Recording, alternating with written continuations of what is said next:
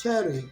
Ill health, lack of zeal, skepticism, inattention, sloth, delusion, excessive sensuality, daydreaming, and want of concentration, want of stability, and one-pointed focus are the basic distractions of the mind.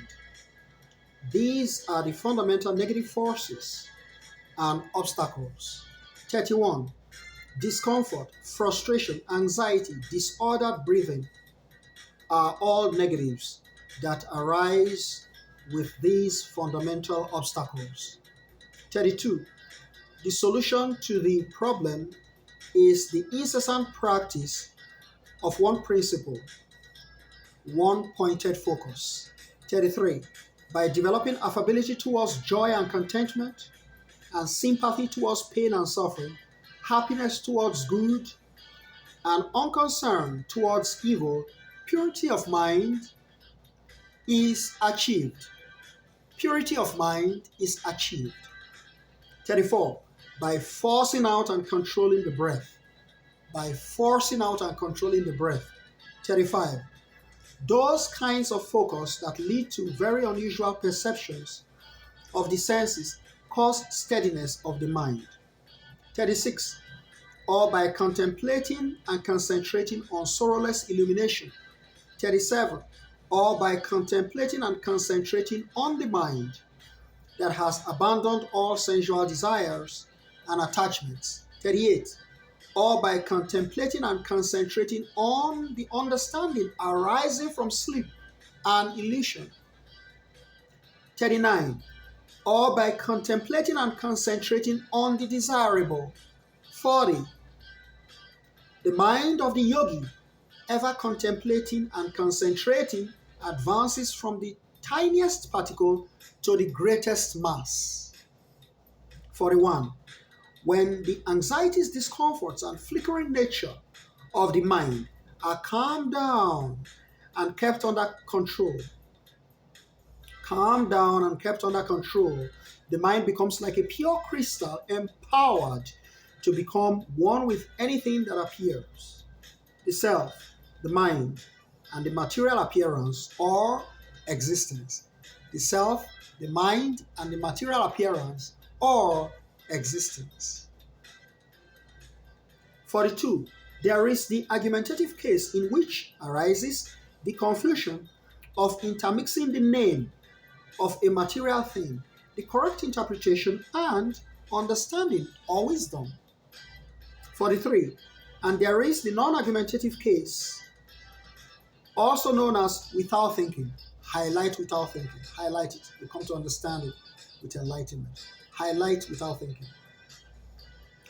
When the memory is pure and only pure, otherwise empty and absolutely empty, leaving a glistening mind like sunshine,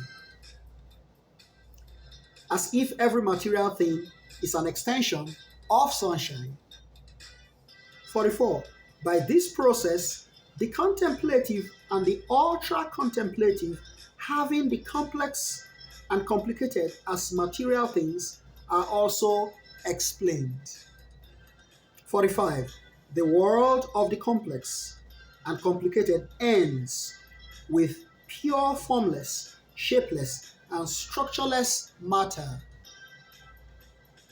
46. These constitute reflections and meditations with seed, objects, material things, etc.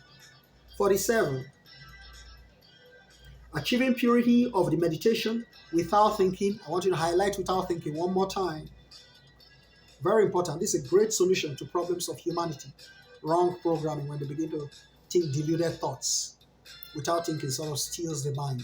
You get to understand it with time. Highlight without thinking. Achieving purity of the meditation without thinking. There is absolute clarity in the inner consciousness. 48. In that state, divine power manifests, the power of truth. The power of truth. Infinite life and boundless wisdom. Infinite life and boundless wisdom.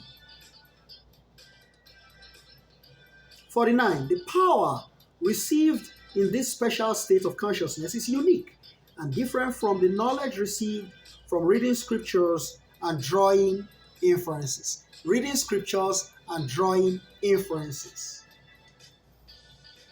Power regarding little material things. 50. The resulting impressions or flowing thoughts from this meditation are obstacles obstructing all other impressions. And finally, 51. When these impressions or flowing thoughts are well controlled, the whole mind is well controlled, and meditation is then free from material things. I take it again.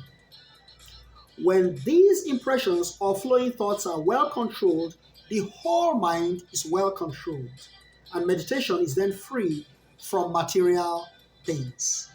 That concludes part 1 of the Yoga Sutras of Patanjali. The sage Patanjali is a very great personality. I mean, he really gives expression, profound expression, to yoga as a discipline, which helps us to transform in the journey from flesh to spirit, from body to soul. It helps you to manage yourself, self-management. It helps you to manage your stress, to be able to practice your exercises while disciplining the body, training the body, on a daily basis towards this accomplishment of our divine, eternal, infinite, boundless personality of Godhead. So I'll leave you to do the rest of the contemplation. Cheers and have a pleasant day.